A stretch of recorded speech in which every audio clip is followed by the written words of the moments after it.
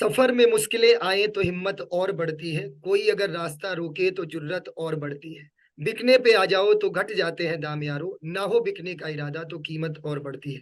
मेरे बच्चों, ये बिल्कुल सही बात है। और कहते हैं कि जब आपके इरादे नेक हों तो आपके लिए रास्ते अनेक खुल जाते हैं। तो कुछ इसी तरह एक ऐसी बच्ची, मैं तो ये कहूंगा कि फर्स्ट एयरफोर्स अग्निवीर बन चुकी है, एयरफोर्स में सेलेक्टेड रागिनी।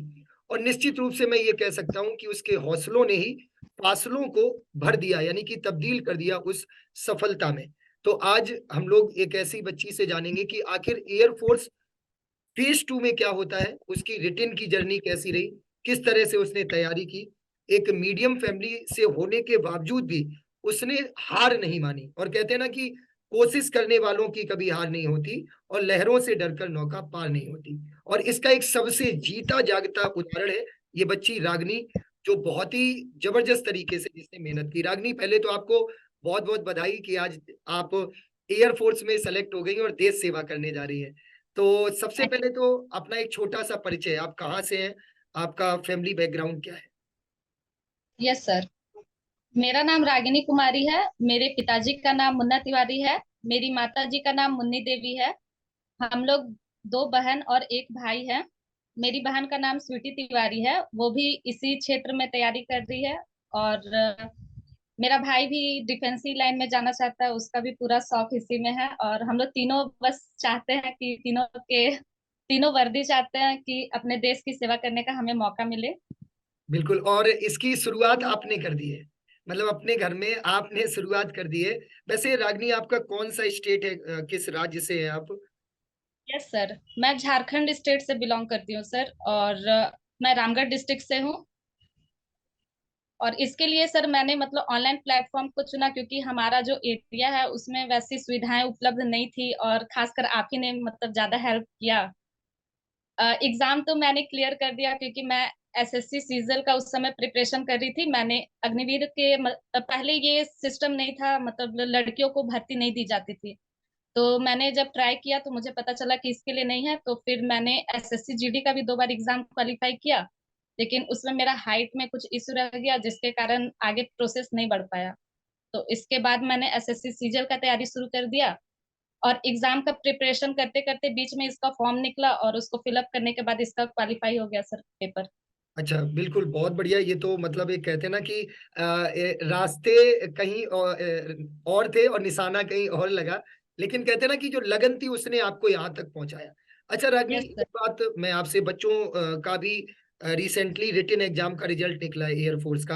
अब वो फेज 2 की तैयारी करने जा रहे हैं, तो बच्चों के मन में बहुत से संशय रहते हैं, बहुत से डाउट रहते हैं कि सर हम गांव से बिलोंग करते हैं, जीडी कैसे होगा, इंग्लिश बहुत टफ होता है। तो उसके बारे में आप थोड़ा बताएंगे कि आपने जीडी की कैसे तैयारी की और आपने वो डर कैसे खत्म किया? सर इंग्लिश को लेके मतलब मुझे भी बहुत ज्यादा हेजिटेशन होता था कि कैसे क्वालिफाई होगा। उसके लिए मैं ऑक्सफोर्ड का ट्रांसलेशन सब भी शुरू कर दिए थे, हेजिटेशन के कारण समझ में नहीं आ रहा था कैसे क्या करना है। लेकिन बाद में पता चला कि ये बोलते बोलते ही ठीक होगा, तो इसलिए ऑनलाइन प्लेटफॉर्म एग्जामपुर से मैंने लिया। और उसके बाद बोलते बोलते प्रैक्टिस करते करते वो क्लियर हो गया, मतलब एक कॉन्फिडेंस आ गया कि हाँ इस तरीके से फेस करना है। और आपने भी पूरा हेल्प किया कि हाँ मतलब डरना नहीं है, बस बोलते जाओ। और मेन मेरा ये था कि कोई भी एक ऐसा पॉइंट लेके बोलना जो दूसरों को टक्कर दे सके, ये मैंने ज्यादा कोशिश किया। बिल्कुल बिल्कुल रागनी, मुझे भी याद है जब आप ऑनलाइन हमसे, जब हम लोग जूम पे बात करते थे तो बड़ी एजिटेशन थी। तो यही रहता था कि कहते ना कि शुरुआत से एक बच्चों का, क्योंकि मैं एसएसबी जब भी पढ़ाता हूँ तो उसमें तो जीडी बहुत अच्छे लेवल पे होता है।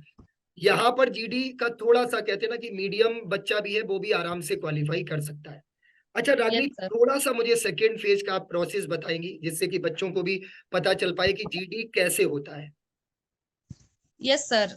सबसे पहले सर हम लोग वहां पे गए तो हमें बैच नंबर मिला। जितना चेस्ट नंबर था उसके हिसाब से ग्रुप बना था हमारा। 15 से 20 बच्चों का एक ग्रुप बना, और उसमें एक एक करके उस ग्रुप को अलग अलग जगह पे बैठाया गया। और करेंटली हमें उसी समय वो टॉपिक दिया गया कि इस पे उसके बारे में वो लोग पहले थोड़ा सा डिस्क्राइब किए।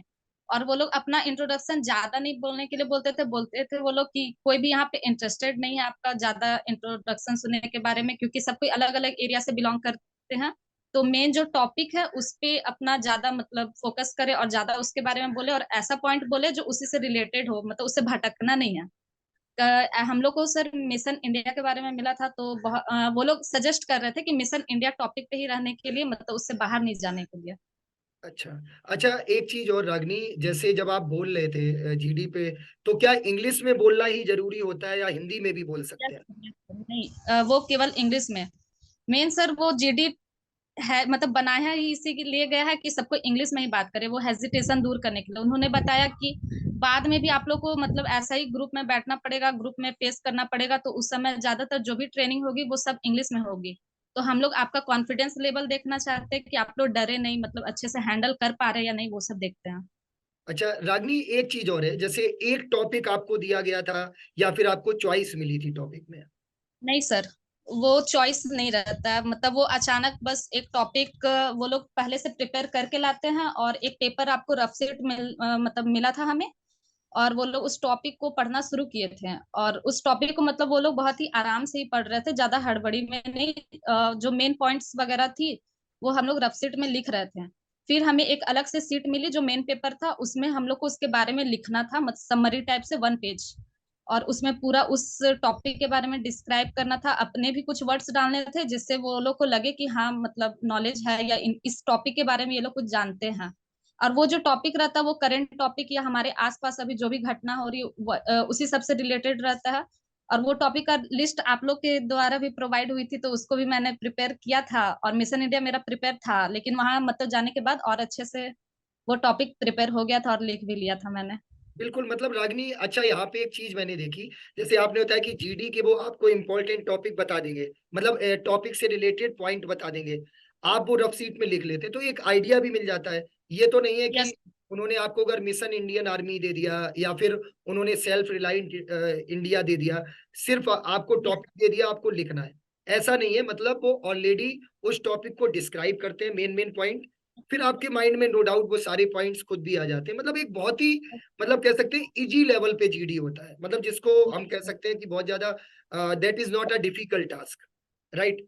तो अगर बच्चा थोड़ा सा कॉन्फिडेंट है, थोड़ा सा पहले से उसने तैयारी कर ली, तो निश्चित रूप से वो आराम से क्वालिफाई कर सकता है। अच्छा रागनी, एक क्वेश्चन और है मेरे मन में, जो मैं बार बार बच्चे भी पूछे, बच्चों ने भी पूछा। एक आपका एसआरटी है, सिचुएशन रिएक्शन टेस्ट। अगर मैं यस सर। एसएसबी की बात करूं तो एसएसबी में टोटल 60 एसआरटी मिलते हैं, मतलब 60 एसआरटी होते हैं जिसपे आपको आंसर से देने होते हैं। यहाँ पर आपको कितने क्वेश्चंस मिलते हैं एसआरटी के?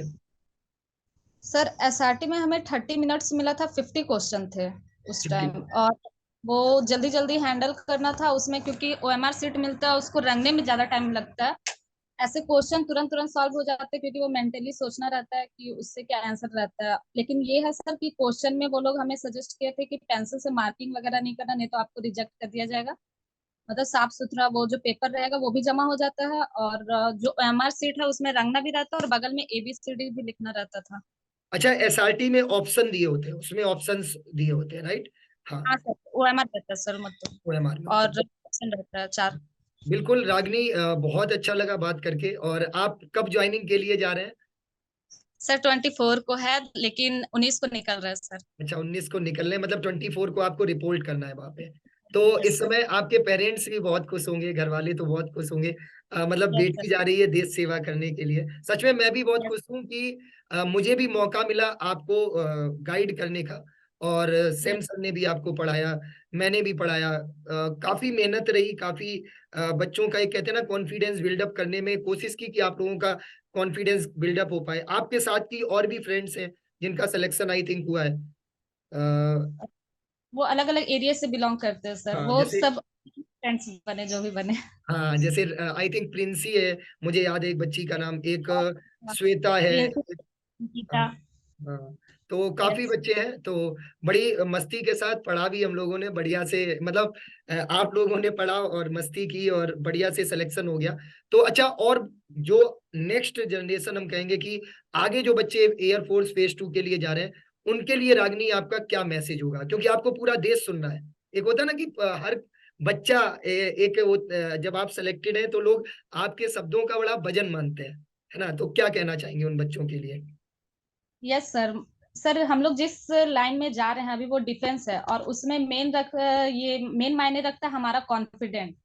अगर वो कॉन्फिडेंट आपका अच्छा है और नॉलेज आपका अच्छा है, दोनों अगर साथ में है आपका, तो आप बहुत अच्छा कर सकते हो। और मेहनत, मेन सर मेहनत कंटिन्यू चाहिए, चाहे कुछ भी हो, एग्जाम निकालना हो, रनिंग निकालना हो, एसआरटी हो या ग्रुप डिस्कशन हो, उसमें कंटिन्यू मेहनत, जो भी हमारा वीक पॉइंट है उसको पकड़ के उस पर फोकस करके और ज्यादा मेहनत करने से सर सब कुछ क्लियर हो जाएगा, जिसमें भी बिल्कुल आपका। बिल्कुल रागनी, बहुत बड़ी बात कही आपने। और मैं लास्ट में इतना ही कहूंगा उन सभी बच्चों के लिए कि रागनी जैसे हजारों बच्चे आप लोगों के लिए उदाहरण हैं, जिन्होंने मतलब संघर्षों, कहते हैं ना कि संघर्षों के साए में इतिहास हमारा पलता है। जिस ओर जवानी चलती है उस ओर जमाना चलता है। तो इसको सही सार्थक अगर किसी ने किया है तो वो रागनी जैसे बच्चों ने किया है, पूरे विश्वास के साथ, धैर्य और लगन के साथ। वो कहते हैं ना कि डाउन टू अर्थ वाला एक, मैं जब भी बात करता था इन बच्चों से, इवन रागिनी से मोस्टली टच में रहा, तो देखा कि इन बच्चों के अंदर एक विश्वास था कि नहीं नहीं sir, we can do it. और थोड़ी बहुत जहां पर कमी रही वो टीचर्स के माध्यम से वो पूरी हो जाती है। तो सभी बच्चों से मैं यही कहूंगा जो एयरफोर्स फेज 2 के लिए जा रहे हैं, इस वीडियो को ज्यादा से ज्यादा शेयर करें।